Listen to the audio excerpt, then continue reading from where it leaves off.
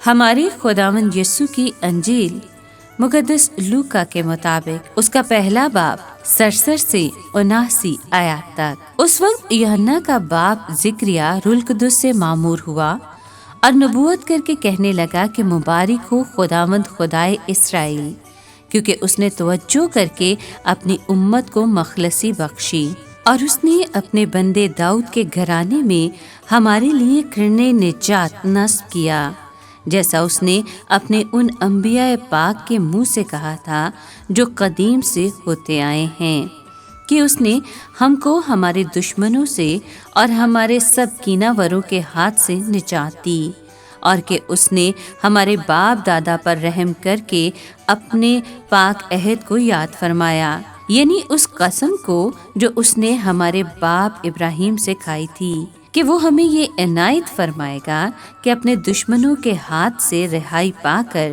ہم بے خوف اس کی خدمت کریں، اس کے حضور اپنے کل ایام پاکیزگی اور صداقت کے ساتھ گزاریں، اور تو اے بچے حق تعالیٰ کا نبی کہلائے گا، کیونکہ تو خداوند کے آگے آگے اس کی راہیں تیار کرتا جائے گا، تاکہ ان کے گناہوں کی معافی سے اس کی قوم کو نجات کی معرفت دلائے، ہمارے خدا کی اس عین رحمت کی وجہ سے جس کے ساتھ عالم بالا کی فجر ہم پر آئے گی، تاکہ ان کو روشنی بخشے جو تاریکی اور موت کے سائے میں بیٹھے ہیں، اور ہمارے قدموں کی سلامتی کی راہ میں ہدایت کرے۔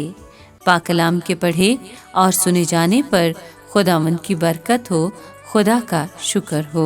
عزیز دوستو، آج کے کلام میں ہم سنتے ہیں کہ زکریا کو معلوم ہو گیا کہ میرے بیٹے کی پیدائش یہ ظاہر کرتی ہے کہ مسیح موعود کی آمد بالکل قریب ہے۔ وہ مسیح کی آمد کا بیان ایک ایسے واقعے کے طور پر کرتا ہے جو ہو چکا ہے، حالانکہ ابھی نہیں ہوا تھا۔ ایمان نے اس سے کہلوایا کہ خدا نے اپنی امت پر توجہ کر کے اسے چھڑا دیا، کیونکہ اس نے فدیہ دینے والے نجات دہندہ کو بھیجا۔ یہوہ نے داؤد کے شاہی گھرانے میں نجات کا سینگ نکالا۔ سینگ بادشاہوں کو مسح کرنے کے لیے تیر رکھنے کے لیے استعمال کیا جاتا تھا، چنانچہ یہاں مراد نجات کا بادشاہ بھی ہو سکتی ہے جو داؤد کی شاہی نسل سے ہے، یا یہ قوت اور طاقت کا نشان بھی ہو سکتا ہے۔ اس صورت میں مطلب ہے ایک طاقتور یا قادر منجی۔ مسیح کی آمد طلوع آفتاب کی مانند ہوگی۔ صدیوں سے یہ دنیا اندھیرے میں پڑی ہوئی تھی، اب ہمارے خدا کی عین رحمت سے صبح نمودار ہونے کو تھی۔ یہ صبح مسیح کی آمد سے ظاہر ہوگی۔ غیر قومیں جو تاریکی میں پڑی ہوئی تھیں، جو اندھیرے اور موت کے سائے میں بیٹھی ہوئی تھیں، اب ان پر نور چمکے گا۔ یہی نور بنی اسرائیل کے قدموں کو سلامتی کی راہ پر ڈالے گا۔